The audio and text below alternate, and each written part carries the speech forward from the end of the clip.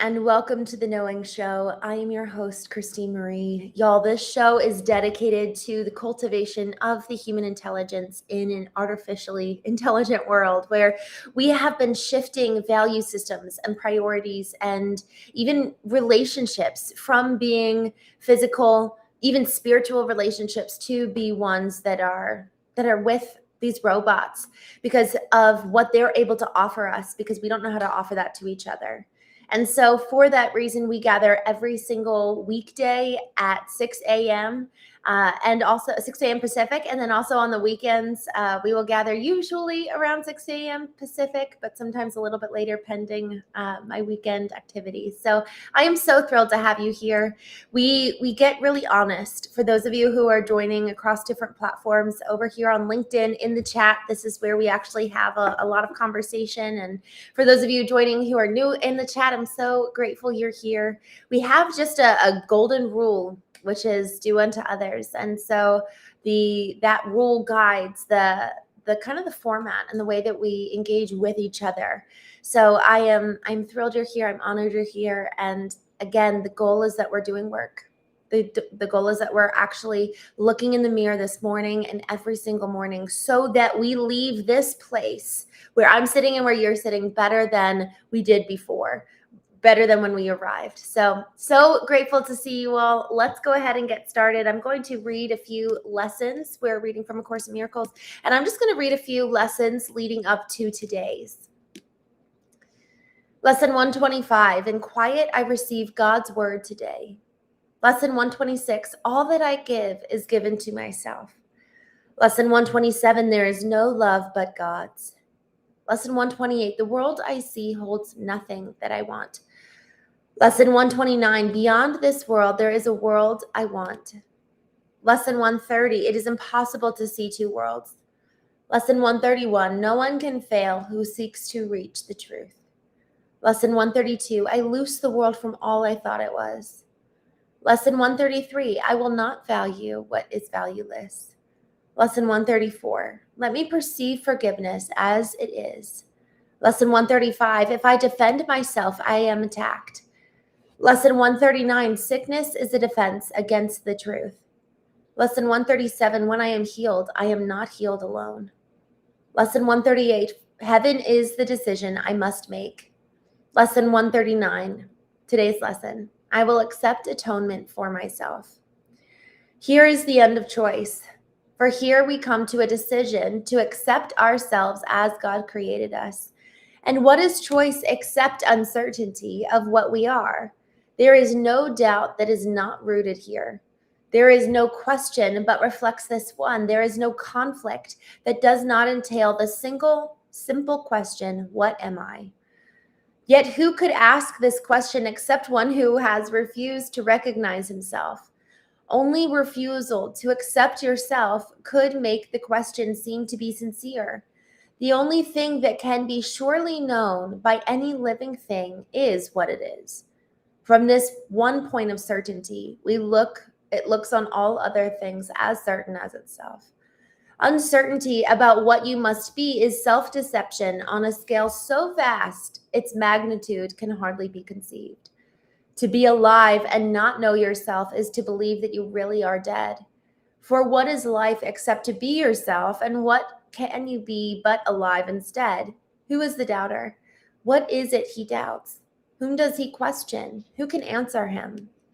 He merely states that he is not himself, and therefore, but being something else, becomes a questioner of what that something is.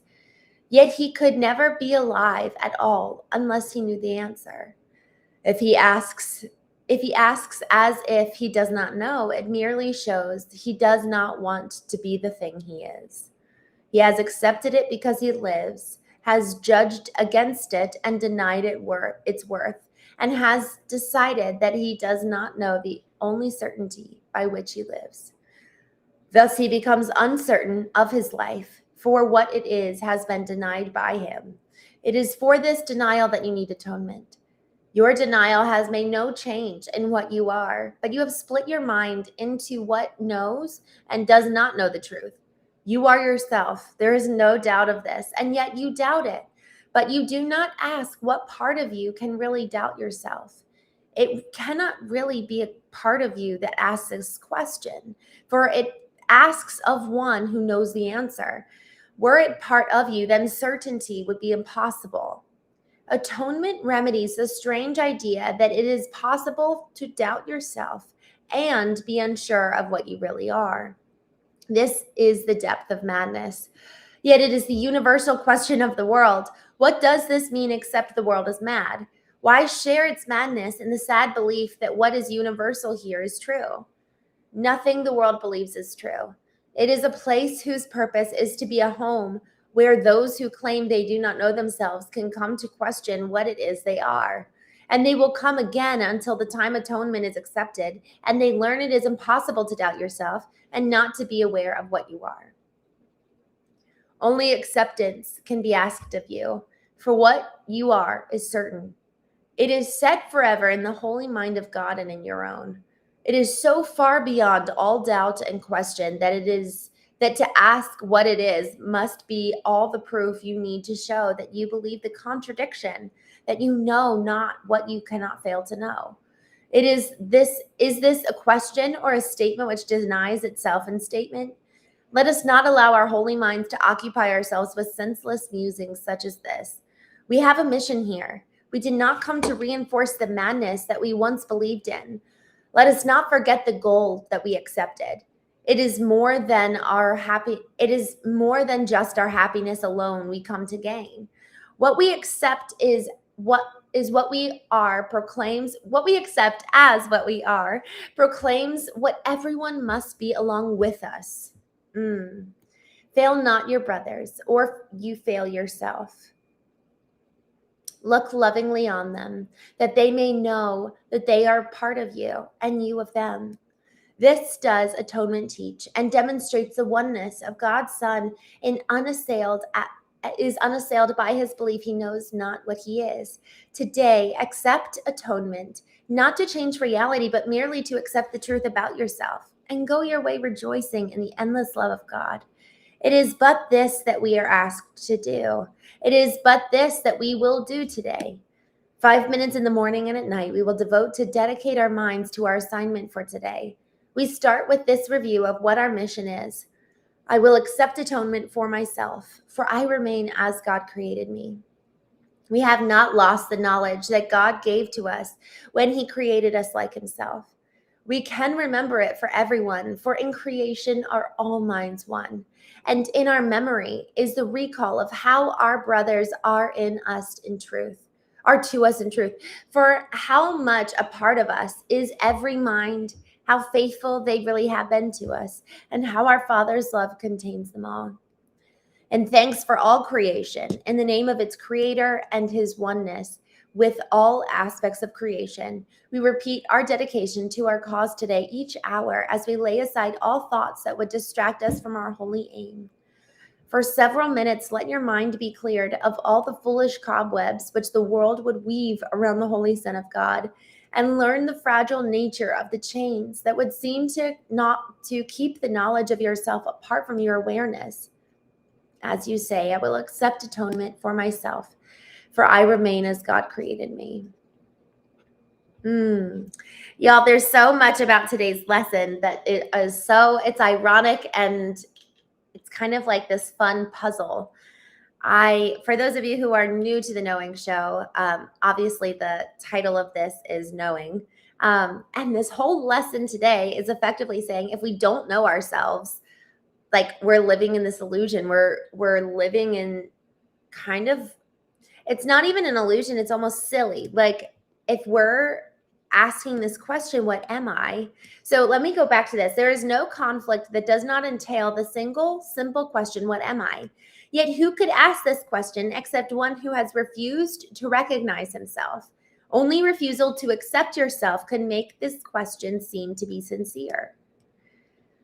And y'all, I want to camp out here for just a moment because I have asked this question of myself over the last 4 years as I've come on this journey of knowing. And it's interesting, so much of like, what am I? Who am I?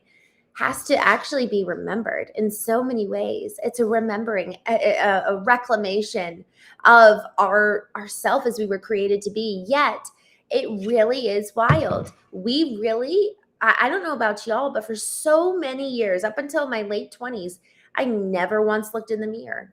I never once took the time to consider, who did God make me to be?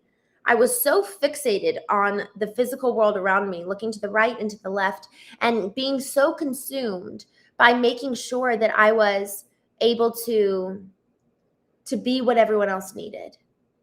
And so there was this gap between knowing internally, in my internal world, being connected, and this outer world in which I lived. And the process of knowing, as we talk about on the show, is effectively bridging those gaps so that our inner world is known, it's remembered, it's alive and awake. In addition to then that's the thing that spills over into our physical outer world. But for so long as we actually don't take the time to cultivate our inner world, for so long as we don't take the time to know, who were we created to be? What's the genesis of even our own origin story? And how does that spill over into our outer world?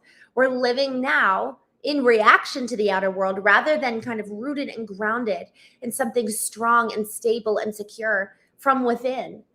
The Latin root of intuition is intuere, which means to be taught from within. And when I was in high school and middle school, I would do a lot of plays. I would do theater.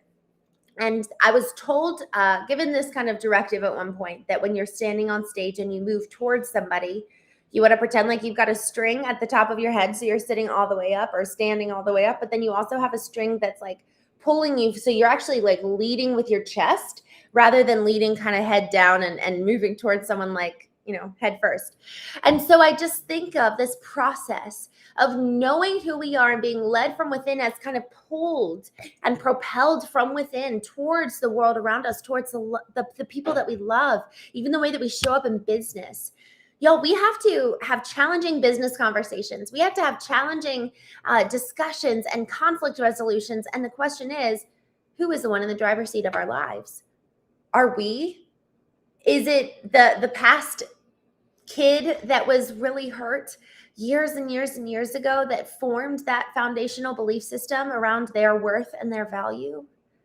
Or is it predicated in the truth of who we know ourselves to be as deemed by our Creator, the one who fashioned us and molded us and created us in the most powerful image and representation there is, the Creator himself? Is that the thing that causes us to roll our shoulders back and stand tall and be led from within and love accordingly? Y'all, that is, and then we jump down where she says, we have a mission here. We did not come to reinforce the madness that we once believed in, not knowing who we are. Let us not forget the goal that we accepted. It is more than just our happiness alone that we come to gain.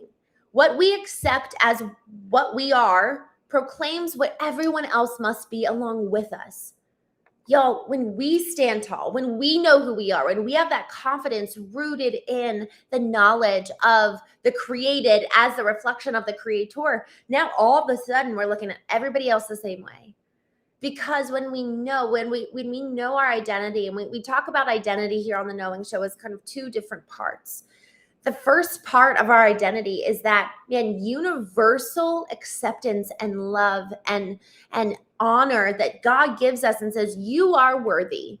I created you in my image. You are loved. You are special.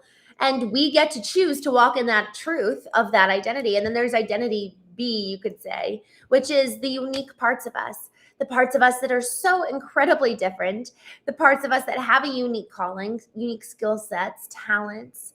And we can choose to look at one in isolation, which is, we're all loved, and I can just kind of sit and play kumbaya and nothing matters. Or we can look at part B in isolation and say, I'm alone. No one else understands me. But when we look at both in concert with each other, we see this beautiful juxtaposition of seemingly two opposing belief systems that come together in one, which is, I am so loved and cherished and worthy as we all are. And I have something really unique that I'm called here to do.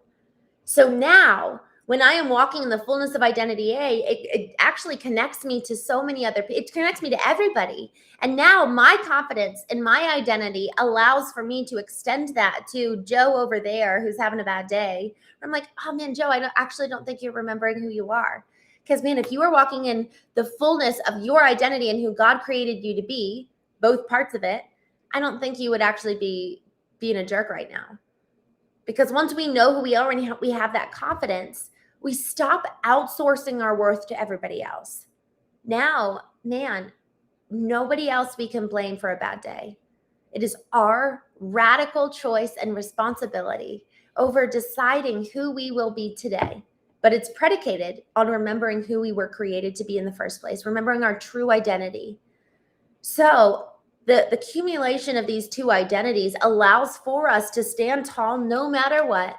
And we then become a reflection for the world around us to remember who they are. And so, guys, this is the thing. When we're not walking in the truth, when we're not walking in the remembrance and recollection of the accuracy and truth of who we are, it shows up in the way other people treat us, because they're going to treat us according to how, to kind of like what we're, I guess you could say, putting out in the world.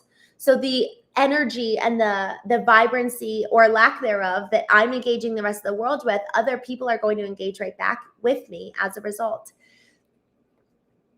Brian, I'm so glad to see you. You said worth comes from how you believe yourself to be and how others see you. And at the end of the day, that is stemming from our belief systems around what is the truth about why I think I'm here. And so, y'all, I really love how she kind of wakes us up in the very beginning of this and effectively says, if you're asking who am I, it's showing that you don't know the truth. And so if we're asking this question, and I knew it when I was asking these questions, well, who am I? I'm not walking in the truth of my identity. And so there is time and effort that is required for us to kind of go back and uncover the layers. You know, Michelangelo was asked, how did you sculpt David? And he said, I removed the layers of who David was not. And so we need to remove the layers of who we're not. And sometimes those layers might actually look like real habits that we've cultivated that we've associated with now our identity. Maybe it's just a habit that we know isn't best for us. Maybe it's every evening, how are you spending your time? And that TV show or that habit of going outside for a smoke, whatever it is, that in and of itself is not a bad thing. But if it's part of your identity, that's when we start losing grasps with what's more true than the physical world, and we start losing touch with the inner world. The way we engage with the outer world must be predicated in the truth and knowledge of and the cultivation of this inner world, because whether we want to or not, the way that we show up in the outer world is a reflection of the health of the inner. So when I'm working with executives and working with them on their brands, one of the things that I'll do with them is say, hey, we have to know who you are. Even now on a company level, we were talking yesterday. I was in their office, one company in particular, and we were talking about their values. And I was like, let's really, this warrants a deep dive, because anytime company or individual, even a family, is talking about their values, this warrants time to go inward and say, why does this value matter to me? Why am I going to root and ground my family, my business, my life in these values? Why does it matter? Where did that even come from? And am I really going to commit to the fact that, man, this is how I'm going to guide my life based on who I was created to be and who I am and my mission?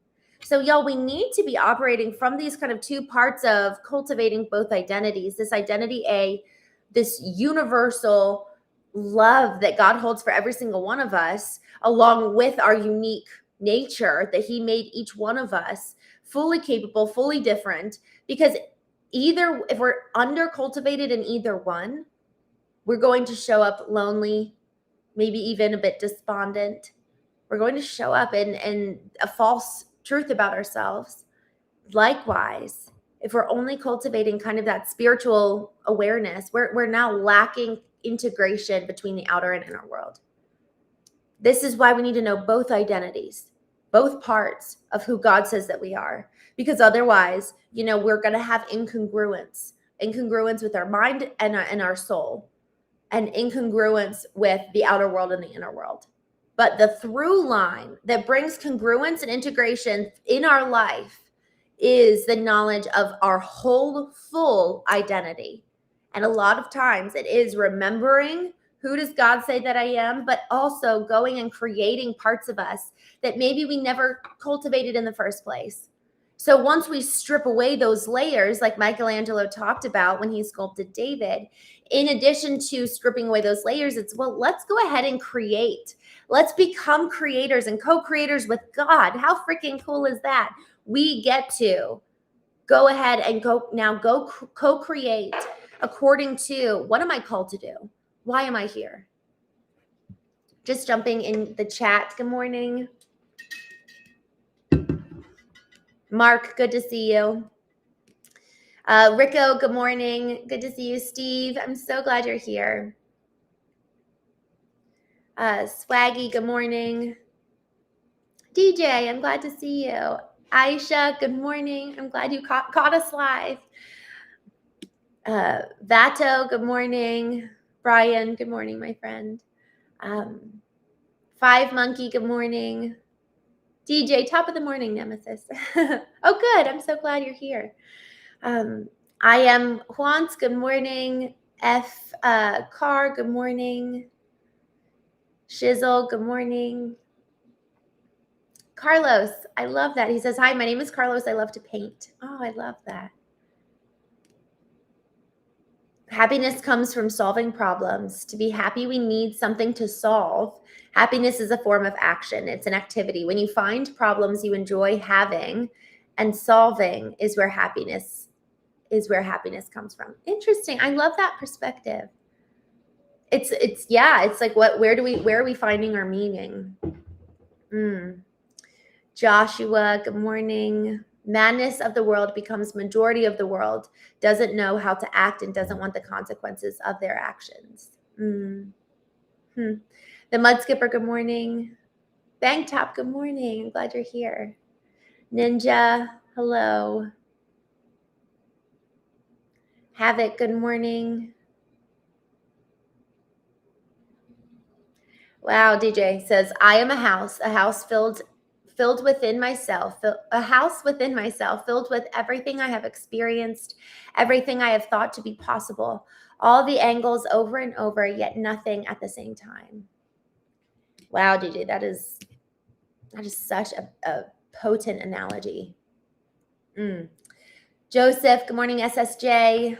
Brian, unconditional love is the only way. Bailey, good morning. Jess Town, good morning. Voyage, hello. Big Chad, hello from North Carolina. Michael J, hello. Dumb Monk, good morning. Suspicious, good morning. T. Cole. Ragnar, good morning. I haven't watched that show in a long time. Coca-Cola, good morning. T. Cole. Paxton, I'm glad to see you. Worth comes from knowing who you believe yourself to be and how others see you. DJ says, hard to accept that Christ can love you when you do not even love yourself. When we are not worthy of that love, many fight with this idea. It is a constant battle. Wow. Y'all, isn't that so true? What I'm going to read this one more time. Hard to accept that Christ can love you when you do not even love yourself. When we are not worthy of this idea, many fight this idea.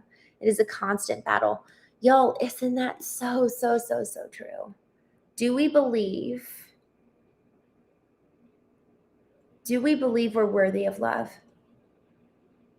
Because to your point, how can we ever receive it from anybody else if we think we're fundamentally not worthy? there was about 8 years where I really believed that there was something fundamentally wrong with me, because I just believed that my husband knew me better than anybody else. And so if he didn't like me, there must be something really, like, at my core, like, intrinsically wrong. And gosh, it really changed the way that I view God. Like, the way that sometimes our most intimate relationships horizontally can really impact the relationships that we have vertically, relationships with ourselves and with God. And so if we have this fundamental belief that we're not worthy and that we're not loved, how can we ever receive the love of God? How can we ever believe that he loves us, much less anybody else, if we at our core believe that we're not enough? Just jumping back here in the chat. American, good morning. Nickel, good morning. Bobby, Mike, Cortez, good morning. Alias, Verana, Jarek, Warsaw, Poland. Wonderful. I'm so glad you're here. Unifive, good morning. Stephen.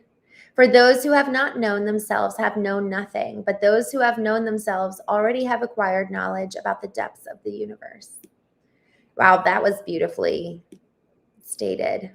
Oh my gosh. Quincy, good morning. Paxton, I love you and I love your channel. I love you. I'm so glad you're here. Anton, good morning. From Europe, Czech Republic. Gus, good morning.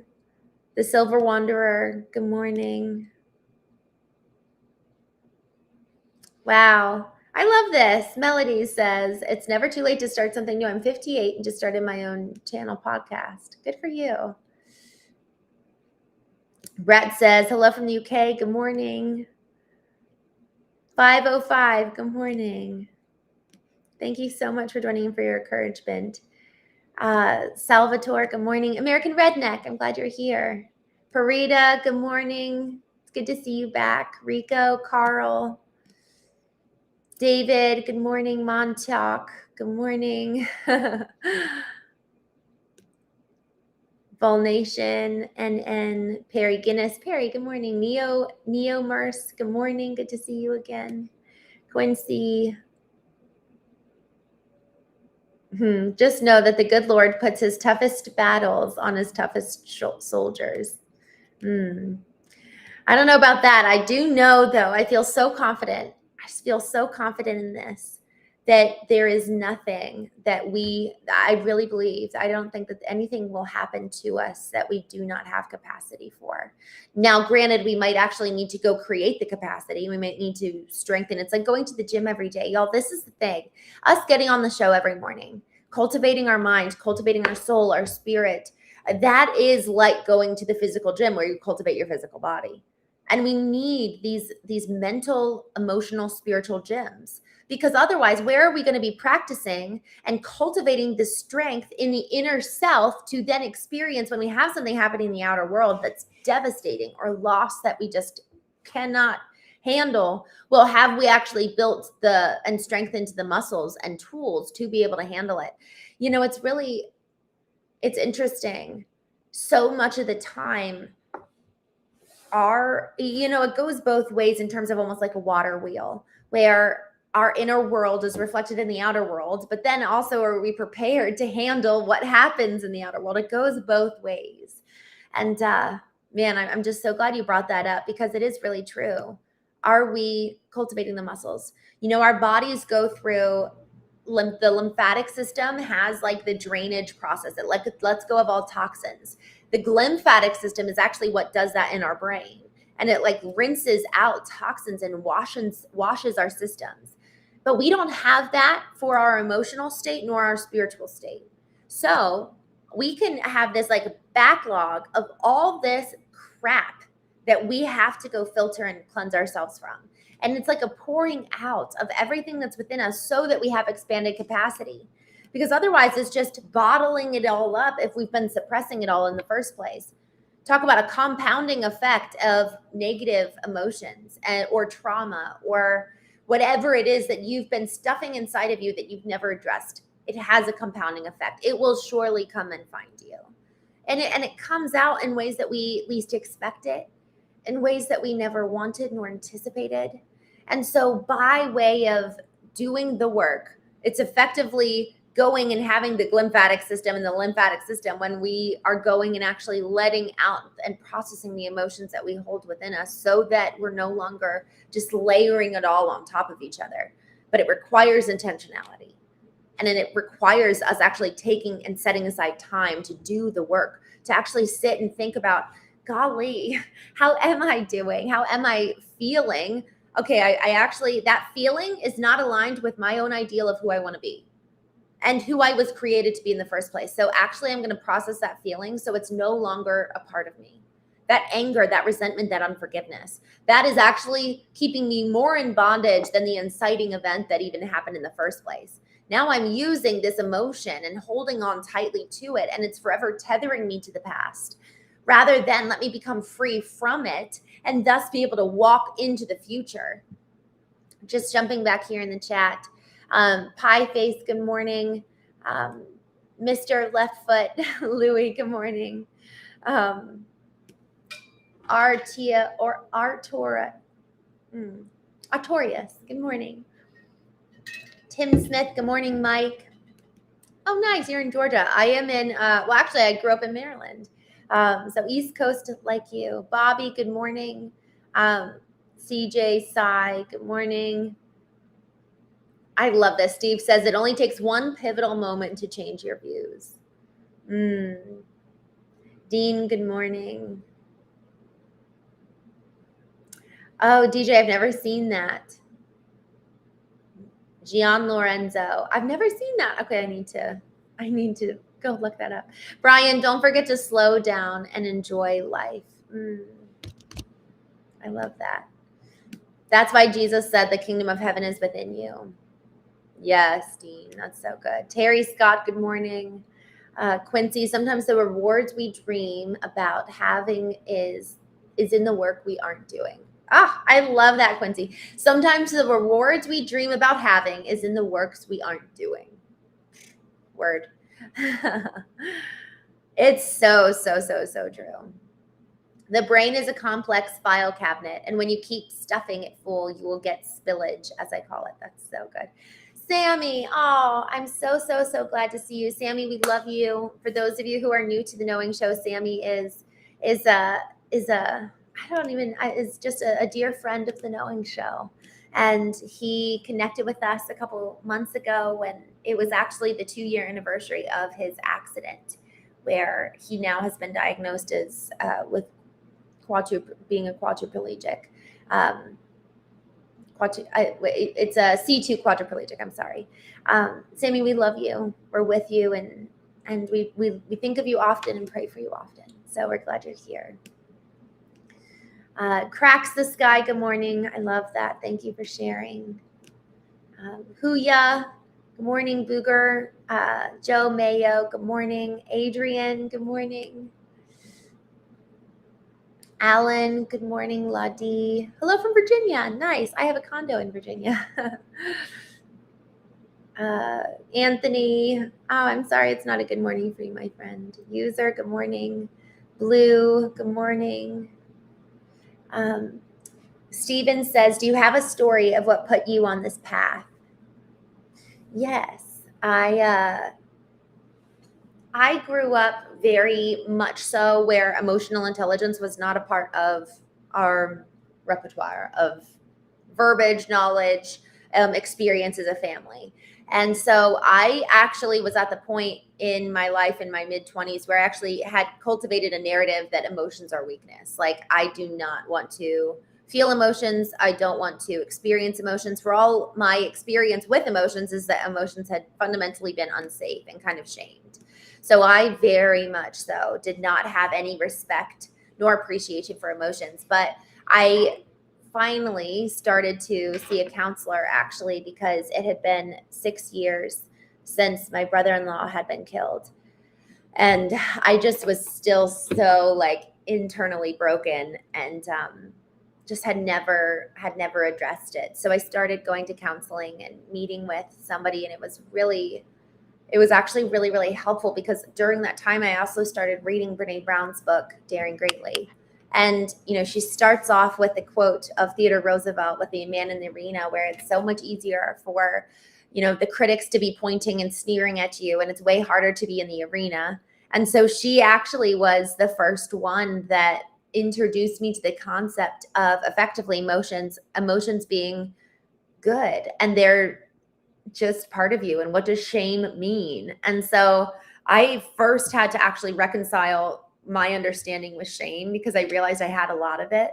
And so as I started moving through shame, as I started understanding, emotions are actually something to be honored, because they make up, the right hemisphere of the brain. So they make up roughly about 50% of us. Around that time, I kind of, for the first time in my life, asked for an emotionally healthy marriage. And then my husband left. That, I think, was the thing that broke me open. Like, I was so devastated when my brother-in-law was killed. And when my husband left, that was the thing that just was like, okay, I need to take radical responsibility for my inner world. I had never dealt with the pain of losing my brother-in-law, and that had been 6 years it haunted me. And it would be haunting to the point where I would get like a flashback to the day I heard the news, and I just like would shake my head to try to like rid my mind of like that day. And I didn't want to just continue to live. I knew that I would live as a victim if I didn't deal with this and take responsibility for what I contributed to our marriage failing. Even though he's the one that left, what did I do? And as I kind of sat with that question, I realized that I had really been living as a non-person. I had been so fixated, like we were talking about earlier, for those of you who have been with us over the last 20 minutes, I was so fixated on the outer world that I had no inner world cultivated. And our inner world is the thing that makes us unique, that lets us know who we are. And so I had no idea who I was. And so that's what put me on this journey of knowing who does God say that I am, who was I created to be, and why am I here? And kind of the 3 questions that we tend to discuss or answer in various ways, whether it's through conversations with guests or honestly reading conversations here in the chat. The goal is that we come to know who we are, whose we are, and why we are. Because man, is it a shame to waste another day. This is such an immense privilege, especially after losing my brother-in-law. He was 26 years old, wanted to go to Harvard, like had the biggest dreams. He had obviously my sister and his 3-week-old daughter. And it's like, man, I do not want to waste a single day ever again. And to your point, Steve said this, a single moment can change your entire view. And so I had a couple single moments, but man, I think that was the catalyst. So thank you for asking. Pie face, good morning. Have a good day. Thanks for joining. DJ says, my father was a quadriplegic. Wow, extremely interesting watching someone else. Someone else watching this channel is one. DJ says, happenstance. Sammy, we'd love to hear more if you're up for sharing. I know you're with your nurses, so we would love to hear more from you and just hear how you're doing. Vol Nation says, have a great day from Tennessee. Thank you so much for joining. Have a wonderful day. Just scrolling. Rob Vine, I'm glad to see you. I'm so glad you're here. Percy says, wait, inner space, I'm confused. What's the goal? What are we thinking about? So Percy, we've been talking about this morning, that effectively we've got obviously the physical outer world, but when we talk about the knowing show, we talk about the cultivation of the human intelligence, which is the intellectual intelligence, emotional intelligence, spiritual and physical intelligence. So we've got these 4 intelligences, each one that holds data, in each one that has honestly something to say and contribute to us. So the question is, are we actually listening? The Latin root of intuition is intuere, which means to be taught from within. So are we allowing these intelligences to come to the table and share what they know? And are we taking time to, when I say inner world, like listen to what's going on inside rather than just being so preoccupied with the external noise? There is so much noise. And so are we taking time to listen? Are we taking time to be led so that we can be led from within? Howard Lucan, thanks for joining. I'm glad you're here. I think it's really, really interesting for every single person listening. It's really, it makes me curious, when I'm listening to somebody else, when I'm posting here in the chat, what is coming up inside of me? Talk about inner world. What's coming up inside of me as a response to what someone is sharing? And what does that reveal to me about me? Because if I'm angry or pissed off or upset, usually that's a mirror for me of either something I value, something that maybe needs to be unhealed, probably a myriad of other things. But that's a really, really important thing for us to just slow down enough that, man, if we're getting activated or upset by someone, something, somewhere, what does that have to say about me? And what would radical responsibility look like? Those are some really important questions, because if we do want to take radical responsibility for our lives and live with intention and make this life beautiful, because we have the opportunity to do that. We get to choose how we show up every day. We get to choose our experience. And so, am I going to make today beautiful? Am I going to live with intention? And y'all, we get the choice on the lens that we look through. So I was out running last week. I'm looking around me. I was actually in the desert in LA, not pretty. And at the same time, I was running and I was like, you know what? I want to look at the beautiful things. And all of a sudden I started hearing the birds and noticing the flowers and seeing the sky and feeling grateful for the fact that we're alive. We get to choose. We get to choose the lens and the perspective through which we view the world. Just jumping back here in the chat. Stephen, thank you. A burning question regarding emotions was just answered for me after years of seeking. Wow. Thank you, my friend. That's amazing. Also, I just realized your icon is a tree, and a tree is on the cover of my book, Knowing. So clearly there's alignment. Oh, thank you so much. 210 Stacks, good morning. Thank you so much for joining. Goose Hunter, I'm so glad you're here. All right, let me go here. Just scrolling back in the chat. Daryl, good morning. Chicken Sushi, good morning. Aim Yelling, good morning. Pinche, good morning. Y'all, thank you so much for joining. I'm so glad to see so many familiar faces, names. I'm really, really grateful that you all joined this morning, and I'm excited for tonight's guest. I think it's going to be an interesting one. I'm actually very curious to see how this afternoon will be.